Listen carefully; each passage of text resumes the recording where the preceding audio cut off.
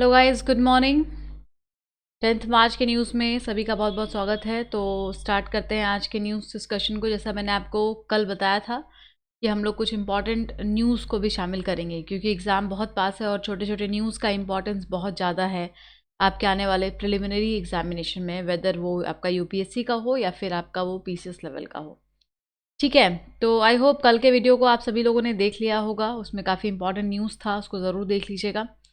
ये जानकारी कोचिंग से जुड़ी हुई है। अगर आप में से किसी को गाइडेंस प्रोग्राम में ज्वाइन करना है, हिंदी मीडियम इंग्लिश मीडियम दोनों मीडियम के छात्र अप्रोच कर सकते हैं। आईएएस दरबार एप्लीकेशन है, इस एप्लीकेशन पर आपको क्लासेस भी दी जाती हैं। अगर आपको फुल फाउंडेशन कोर्स के लिए ज्वाइन करना है तो भी आप अप्रोच कर सकते हैं। ऑफलाइन में अगर आप आना चाहते हैं, पर्सनली आकर के मिलना चाहते हैं, तो उसके लिए जो गिवन कॉन्टैक्ट नंबर है उस पर आप कॉन्टैक्ट कर सकते हैं 8750069419। गाइडेंस का प्रोसेस बहुत ही सेलेक्टिव होता है। आपको जो आपकी पर्सनालिटी है, आपका वीक पॉइंट और स्ट्रॉन्ग पॉइंट, इन सभी को देखते हुए आपकी पूरी एक स्ट्रेटजी क्रिएट की जाती है और उसके बाद उसको सुपरवाइज किया जाता है। तो एज़ यू नो दैट कि ये जो आने वाला आपका एग्ज़ाम है यूपीएससी का, जो भी अटेम्प्ट आप फिक्स करते हैं उस अटेम्प्ट में आपको डायरेक्शन की ज़रूरत होती है। आप अपनी स्पीड से चल सकते हैं, लेकिन उसका डायरेक्शन क्या होगा उसके लिए पर्टिकुलर हमें गाइडेंस की आवश्यकता पड़ जाती है। तो उसके लिए हम लोग यहाँ पे आपकी हेल्प करने की कोशिश कर रहे हैं। अगर आप में से किसी को कोई गाइडेंस या काउंसलिंग भी चाहिए तो you can approach on this number, या फिर आप मुखर्जी नगर में विजिट कर सकते हैं। चलिए स्टार्ट करते हैं आज का डिस्कशन। और कोटेशन है आज का, satisfaction lies in the effort not in the attainment, full effort is full victory.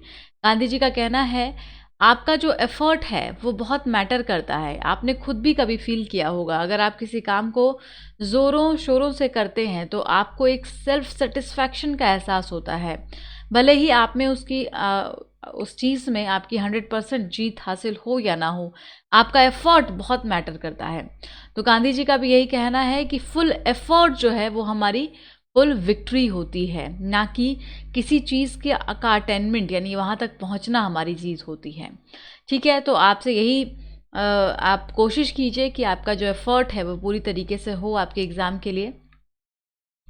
तो चलिए छोटे छोटे न्यूज़ की तरफ चलते हैं। आज फर्स्ट पेज पर ही आपने देखा होगा, ये न्यूज़ कल भी वैसे आई हुई थी, अगर आप में से किसी ने पढ़ा है तो। मैत्री सेतु, आपसे सीधा क्वेश्चन बनेगा, मैत्री सेतु कहाँ पर है, किसके बीच में है, क्या सिग्निफिकेंस है, ये सब बहुत इंपॉर्टेंट है। इंडिया और बांग्लादेश के बीच में ये एक ब्रिज का काम कर रहा है, मैत्री सेतु। इसके नाम से ही आपको क्लियर होगा, लेकिन इंडिया बांग्लादेश याद रखिएगा, आप कन्फ्यूजन में भूटान या नेपाल के साथ कंफ्यूज हो सकते हैं।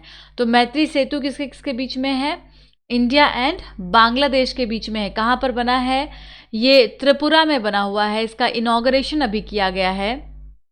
ठीक है, तो इसलिए बहुत ज़्यादा इम्पॉर्टेंट है, क्योंकि बांग्लादेश और इंडिया का रिलेशन हालांकि बहुत अच्छा रहा है पिछले कुछ सालों में, लेकिन जब से सिटीजनशिप अमेंडमेंट एक्ट आया है भारत में 2019 का, तब से ऐसा माना जाता है कि रिलेशन में थोड़ी सी दरार या फिर ऐसा कुछ आया है। उस चीज़ को ओवरकम करने के लिए, या फिर अगर आप इन दोनों देशों के बीच के अच्छे रिलेशन को बताना चाहें, तो वहाँ पर आप ऐसे जोग्राफिकल जो सिग्निफिकेंस है उसका सहारा ले सकते हैं। तो ये जो ब्रिज है ये किस पर बना है, ये बहुत इंपॉर्टेंट है। रिवर, देखिए सीधा सीधा रिवर दे दिया जाएगा, वहाँ पर आपको तीस्ता, ब्रह्मपुत्रा ये सब ऑप्शन में आएगा। तो रिवर फेनी, ठीक है ना, रिवर फेनी है जो कि लिंक करता है सबरूम, सबरूम पड़ता है आपका त्रिपुरा में। अगर भारत में भी राज्य पूछ लिया जाए तो त्रिपुरा याद रखिएगा, त्रिपुरा में सबरूम है, उसको कनेक्ट करता है बांग्लादेश के रामगढ़ से। ठीक है ना, तो क्या क्या याद रखना है मैत्री सेतु के बारे में। फर्स्ट फैक्ट, इंडिया बांग्लादेश के बीच में है। दूसरा फैक्ट, कौन से रिवर पर है, रिवर फेनी पर है।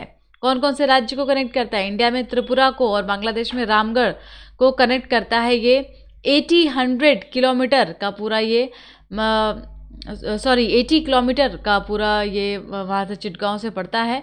और ये जो सेतु है ये कितना लंबा है, ये 1.9 किलोमीटर, बहुत लंबा तो नहीं है, लेकिन 2 किलोमीटर से थोड़ा सा कम ये डिस्टेंस है इसका, मैत्री सेतु का। ये बहुत इंपॉर्टेंट न्यूज़ है, प्लीज़ इसको याद रखिएगा। अब अगला न्यूज़ भी इंडिया बांग्लादेश से ही एसोसिएटेड है, लेकिन मेंस के पर्सपेक्टिव से बहुत ज़्यादा इंपॉर्टेंट हो जाएगा। यहाँ पे प्रीलिम्स के भी कुछ फैक्ट हैं जिसको हम लोग देखेंगे। देखिए, वर्ल्ड बैंक ने बहुत समय के बाद इंडिया और बांग्लादेश के बीच का जो रिलेशन है उसको एनालाइज किया है, ठीक है ना। तो ये आप सीधा सीधा कहाँ लिख सकते हैं अपने मेंस के आंसर राइटिंग में, अगर इंडिया बांग्लादेश का सिग्निफिकेंस आ जाता है, रिलेशन आ जाता है, तो वहाँ पर आप ऐसे डायरेक्ट स्टेटमेंट को यूज़ कर सकते हैं वर्ल्ड बैंक के। वर्ल्ड बैंक ने कहा है कि अगर दोनों के देश के बीच में ट्रस्ट डेफिसिट ना हो, मतलब कि दोनों देश के बीच में अगर ट्रस्ट हो, सीमलेस मूवमेंट हो, कोई परेशानी ना हो, तो दोनों देशों का ही जीडीपी है वो आगे बढ़ेगा, ठीक है। सिर्फ इंडिया नहीं बल्कि बांग्लादेश का भी, सिर्फ बांग्लादेश नहीं बल्कि इंडिया के भी नेशनल इनकम में बढ़ोतरी आएगी। ये दोनों ऐसे देश हैं जो एक दूसरे के साथ बहुत ज़्यादा बिजनेस करते हैं, और जब चीज़ें नॉर्मल थी तब इनका ग्रोथ बहुत अच्छा था, ठीक है ना। वेस्ट बंगाल, उत्तर प्रदेश, महाराष्ट्र, ये सारे ऐसे राज्य हैं जहाँ पे कि बहुत चीपर प्रोडक्ट्स आ सकते हैं, डिलीवरी फास्टर हो सकती है, और नॉर्थ ईस्ट का पूरा रीजन जो है वो बूम कर सकता है, और रियल इनकम इससे ग्रोथ बढ़ सकती है, इंक्रीज हो सकती है, ये वर्ल्ड बैंक का मानना है। लेकिन अगर ट्रस्ट डेफिसिट यहाँ पर आ जाता है, जैसा कि अभी कुछ दिनों से देखने को मिल रहा है, तो उस ट्रस्ट डेफिसिट में क्या हो रहा है कि दोनों ही देशों का नुकसान हो रहा है। जितना कि इंडिया ब्राज़ील और जर्मनी की कंपनियों के साथ ट्रेड करता है, अगर वही ट्रेड अगर बांग्लादेश की कंपनी के साथ किया जाएगा तो काफ़ी फ़ायदा होगा भारत का। इंटरनेशनल मोटर व्हीकल एग्रीमेंट, आपको याद है, BBIN मोटर व्हीकल एग्रीमेंट भी दोनों देशों के बीच में है। बाकी इंटरनेशनल मोटर व्हीकल एग्रीमेंट को भी दोनों देशों ने साइन किया हुआ है। और BBIN जो है, इसका फुल फॉर्म क्या है, Bangladesh, Bhutan, India, Nepal. BBIN motor vehicle agreement, इसको 2015 में दोनों देशों ने साइन किया है, इंडिया ने भी और बांग्लादेश ने भी, ठीक है ना। लेकिन अभी क्या सिचुएशन है, थोड़ा सा ट्रस्ट डेफिसिट हो गया है, ट्रस्ट की कमी हो गई है, जिसकी वजह से कि प्रॉपर तरीके से ट्रांसपोर्टेशन इंफ्रास्ट्रक्चर में उस तरीके से नहीं हो पा रहा है। जो मोटर व्हीकल एग्रीमेंट है उसका क्या कहना है, उसका कहना है कि आपस में जो ट्रांसपोर्टेशन इंफ्रास्ट्रक्चर है उसको प्रॉपर रखा जाएगा, protective tariff and non tariff barriers जो tariff and non tariff barriers है उनको हटाया जाएगा, and broad trust deficit throughout the region it says. तो जो ट्रस्ट डेफिसिट है उसको कम किया जाएगा। लेकिन अभी क्या हो रहा है, ये सारी ही चीज़ें देखने को मिल रही हैं, ट्रस्ट डेफिसिट है, ट्रेड बैरियर्स लगाए जा रहे हैं, इंफ्रास्ट्रक्चर इनएडिक्वेट है। तो इन चीज़ों को अगर हम सेटल डाउन करते हैं तो ओवरऑल कितना इंक्रीज हो सकता है यील्ड में, 297% बांग्लादेश का एक्सपोर्ट बढ़ सकता है टू इंडिया, और इंडिया की तरफ से 172% इंक्रीज हो सकता है इंडियन एक्सपोर्ट टू बांग्लादेश, ठीक है ना। तो ये डायरेक्ट इंपॉर्टेंट स्टेटमेंट है जिसको आप अपने आंसर वगैरह में यूज़ कर सकते हैं। और अभी जो फिलहाल मैत्री ब्रिज या मैत्री सेतु है, ये भी एक बहुत सिग्निफिकेंट रोल प्ले कर सकता है दोनों देशों के बीच के रिलेशन को बेहतर करने के लिए। ओके, अगला न्यूज़ देखते हैं। Start scheme for procurement of cattle dung from the farmers and agri panel sites Godhan Nyay Yojana. देखिए, बहुत इंपॉर्टेंट है ये, आपसे पूछा जाएगा गोधन न्याय योजना के बारे में, ये क्या है। तो जो कॉ डंग है, कैटल डंग, खास करके कैटल डंग है, उसको अभी छत्तीसगढ़ में एक स्कीम था जो गोधन न्याय योजना, इसके तहत कॉडंग को खरीदा जाता था और फिर उसको प्रोक्योर करके और दूसरी जगह पर बेचा जाता है। तो अभी यहाँ पे इसको सेंट्रल लेवल पे लॉन्च करने की बात चल रही है, स्टैंडिंग कमिटीज़ पर काम कर रही है, रिपोर्ट वगैरह सबमिट किए गए हैं कि इससे कितना फ़ायदा हो सकता है। जो कैटल डंग है यानी कि गोबर, ठीक है, हम गोबर की बात कर रहे हैं, उसको किसानों से, फार्मर से ख़रीद लिया जाए और 2 रुपये किलो के हिसाब से ख़रीदा जाएगा, अभी तक जो हुआ आया है। और छत्तीसगढ़ में 8 रुपये किलो उसको पूरा प्रोसेस करके फिर आगे कंपोस्ट बना करके बेचा गया। और इसका कई जगह पर इस्तेमाल हो सकता है। जो काऊ डंग है उनका एक तो सीधे तौर पर कंपोस्ट बनवाया जा सकता है, वर्मी कंपोस्ट। इसके अलावा और कई सारे इकोनॉमिक पर्सपेक्टिव से इसके इम्पॉर्टेंस हैं जो यहाँ पे कैरी किए जा सकते हैं, और इसीलिए ये बहुत इम्पॉर्टेंट, और इससे एम्प्लॉयमेंट जनरेशन भी बढ़ेगा, ठीक है ना। तो इसके लिए कोशिश चल रही है, आगे चल करके अगर कोई ऐसे बड़े लेवल पे स्कीम लॉन्च होता है तो आपको यहाँ से पता चल जाएगा। अगला न्यूज़ है, every third woman globally experiences violence, WHO की रिपोर्ट है। देखिए बहुत इंपॉर्टेंट, आज के एक्सप्लेन पेज पर आप देखिएगा न्यूज़ आया हुआ है कि WHO ने बताया है कि ग्लोबल लेवल पर भी, ऐसा नहीं कि सिर्फ भारत में, बल्कि ग्लोबल लेवल पर हर तीसरी वुमन जो है वो वायलेंस का शिकार होती हैं। 736 मिलियन individuals हैं are subjected to physical or sexual violence by an intimate partner or the sexual violence from the non-partner in their lifetimes। तो उनके पार्टनर्स एज वेल एज जो नॉन पार्टनर्स हैं, इन सभी के द्वारा वायलेंस किया जाता है। और इसमें जो संख्या है वुमेन्स की वो बहुत ज़्यादा है। इसका मतलब क्या है कि वुमेन सिक्योरिटी कहीं ना कहीं पूरे वर्ल्ड में कमी है सिक्योरिटी की।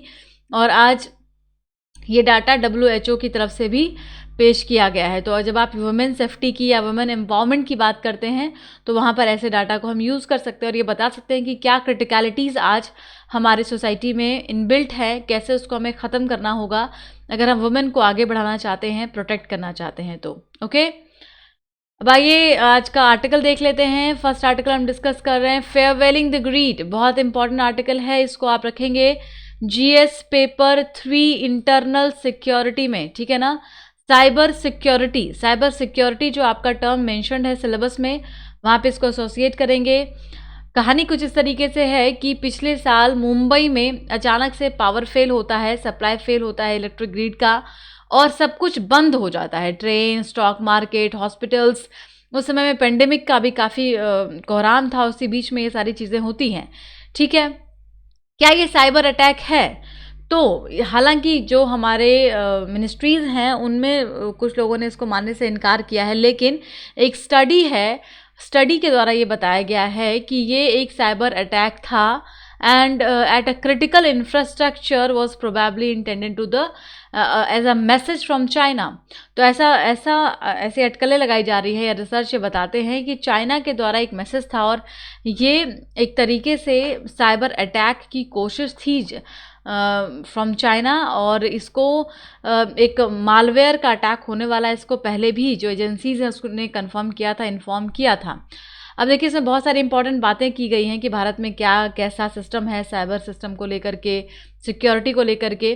सो India's power minister denied report. अब पावर मिनिस्टर ने तो इसको डिनाई कर दिया कि ऐसा कोई साइबर अटैक नहीं हुआ है, लेकिन जो महाराष्ट्र के पावर मिनिस्टर हैं उन्होंने इन्फॉर्म किया था, फिर Mumbai cyber police investigation agency को इन्फॉर्म किया गया था कि पावर सप्लाई के पीछे क्या कारण है, और ऐसी अटकलें लगाई गई कि ये साइबर अटैक ही है। इंडिया में जो सेंट्रल नोडल एजेंसी है, देखिए साइबर सिक्योरिटी के लिए वो कौन है, national critical information infrastructure protection centre, NCIIPC, याद रखिएगा बहुत इंपॉर्टेंट है ये। CERT-in, ठीक है ना, CERT-in के बारे में भी आप जानते हैं, गवर्नमेंट की एजेंसी है CERT-in, is reported to have detected the shadow pad malware. आपसे क्वेश्चन बन जाएगा प्रीलिम्स में सीधा कि शेडो पैड क्या था, वॉज इन न्यूज़। तो शेडो पैड एक मालवेयर है जो कि न्यूज़ में था, इसको CERT-in ने भी क्लैरिफाई किया था। और एक लार्जेस्ट सप्लाई चेन अटैक हुआ था उस मंथ में, बाद में सारे रिपोर्ट सामने आई थी, ठीक है ना। What remains to be seen in if there is a conclusive proof of Chinese involvement। तो चाइना का इन्वॉल्वमेंट था कि नहीं था, इसको लेकर के अभी रिसर्च वगैरह जारी है।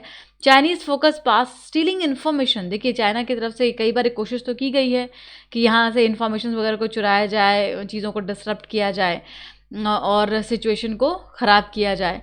So critical infrastructure has become increasingly vulnerable, ठीक है ना। अब जैसे आपको पता है कि कोविड के समय में सब कुछ डिजिटल कर दिया गया था, तो इसके लिए जो इंफ्रास्ट्रक्चर है वो बहुत मैटर करते हैं। आज के समय में बहुत वल्नरेबल भी हो गए हैं कहीं ना कहीं साइबर अटैक से। बैंकिंग को ले लीजिए या कोई भी और सिस्टम ले लीजिए, जैसे ग्रिड पावर फेल होता है तो सारे काम रुक जाते हैं। और ऐसे में अगर आप यहाँ पे प्रॉपर हाई सिक्योरिटी नहीं रखते हैं तो क्या होगा, इससे एक पूरा चेन बन जाता है और बहुत सारे नुकसान हो जाते हैं देश को। So always focused on productivity and reliability, their vulnerability is more evident today। तो आज के टर्म्स में जो क्रिटिकल इंफ्रास्ट्रक्चर है उसका प्रोटेक्शन ज़्यादा मैटर करता है, rather than जो हम और चीज़ों पर फोकस करते हैं। जो मेजर चैलेंजेस हैं, और आज मेजर चैलेंज क्या है, साइबर फिजिकल सिस्टम को लेकर के, इसकी सिक्योरिटी को लेकर के हमारे सामने मेजर चैलेंज है जिसे हमें एड्रेस करना चाहिए। And there have been concern about critical information infrastructure protection, CIIP।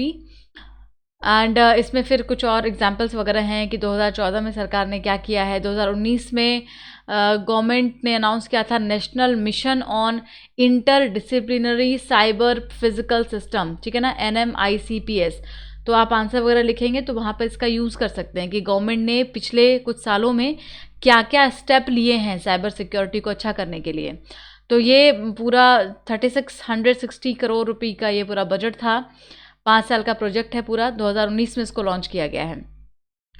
The industrial cyber security standard aimed at providing a flexible framework to address and mitigate current and future security of industrial automation, ठीक है। तो ये जो important features हैं भारत में क्या कौन कौन से कानून इसके लिए लाए गए हैं। अब नाउ द अल्टीमेट पॉइंट ये है कि इसका प्रिपेयर्डनेस हमारे पास होना चाहिए। इट इज़ हाई टाइम कि साइबर सिक्योरिटी या जो डिजिटल वर्ल्ड है उसको प्रोटेक्ट किया जाए भारत में, नहीं तो आगे आने वाले समय के लिए बहुत ज़्यादा क्रिटिकल हो जाएगा। जैसा कि आज के समय में सभी के पास आधार एक्सेस हो गया है और आधार नंबर सबके पास है, तो ये क्या करता है, पूरे इकोसिस्टम को और ज़्यादा सेंसिटाइज कर देता है। तो इसके लिए इट्स वेरी नेसेसरी कि गवर्नमेंट इसके लिए काम करे। अगला आर्टिकल देखते हैं, लूजन the purse string. Economics associate करेंगे। यहाँ पे बात हो रही है कि कैसे हम रिकवरी की तरफ आगे जा रहे हैं। इंडियन इकोनॉमी में अभी टेक्निकल रिसेशन आया था जैसा आपको पता है, लेकिन अब हम धीरे धीरे उससे बाहर जा रहे हैं, एग्जिट हो रहे हैं। किससे? टेक्निकल रिसेशन से, ठीक है। और ये कैसे पता चला हमें? ये जो एडवांस एस्टिमेट्स आते हैं, नेशनल इनकम का पता लगाया जाता है, वहाँ से ये बात सामने आ रही है कि धीरे धीरे हम रिकवरी की तरफ आगे बढ़ रहे हैं। नेशनल स्टैटिस्टिकल ऑफिस NSO के द्वारा जो क्वार्टरली बेसिस पे एस्टिमेशन रिलीज किया जाता है, उसमें अब पॉजिटिव नंबर्स धीरे धीरे दिखाई दे रहे हैं, ठीक है। क्योंकि पेंडेमिक के बाद से ग्रोथ बहुत स्लो हो चुका था, बहुत सारे ऐसे सेक्टर हैं जो डाउनफॉल हो गए थे। MSME सेक्टर को काफ़ी, फॉर्मल इनफॉर्मल दोनों सेक्टर को काफ़ी ज़्यादा इससे नुकसान हुआ है, लॉकडाउन होने की वजह से, इकोनॉमी का पूरा शटडाउन होने की वजह से, ठीक है ना। तो लोगों की जॉब चली गई हैं। अब वो सब चीज़ें तुरंत से रिस्टोर तो नहीं हो सकती हैं, लेकिन अब चूँकि गवर्नमेंट नया इन्वेस्टमेंट साइकिल बना रही है, इन्वेस्टमेंट का प्लान बना रही है, तो अब आगे चीज़ें आसान हो सकती हैं और धीरे धीरे रिकवरी की तरफ हम आगे जा रहे हैं। अब इसमें फिजिकल रूल्स के लिए भी सरकार को सोचना होगा कि हम जो खर्च करें वो कैसा हो, कैपिटल एक्सपेंडिचर हो, फिजिकल डेफिसिट एक लिमिट से ज़्यादा ना हो। फिजिकल डेफिसिट के बारे में मैंने कई बार आपको बताया हुआ है कि जो टोटल घाटा होता है वो एक आपकी रिपोर्ट आई है, एनके सिंह कमेटी जब बनी थी, FRBM रिपोर्ट आई थी, उसमें बोला गया था कि ये 3% से ज़्यादा नहीं होना चाहिए। लेकिन अभी भारत की स्थिति ये है कि ये बहुत ज़्यादा है, मतलब 9.5% के आसपास में है फिजिकल डेफिसिट, और होना कितना चाहिए? 3% से कम होना चाहिए।